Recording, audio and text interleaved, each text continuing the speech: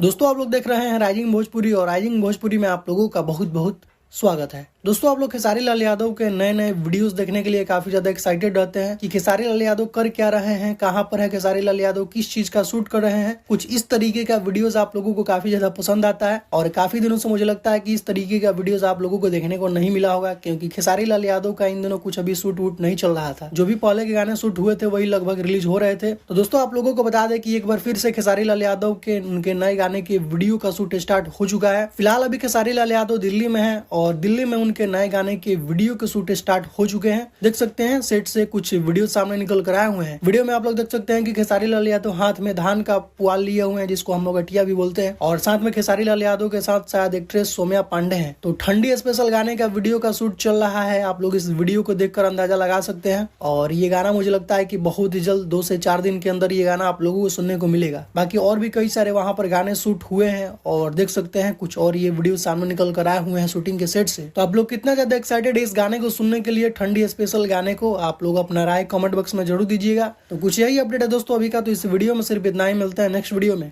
Thank you so much.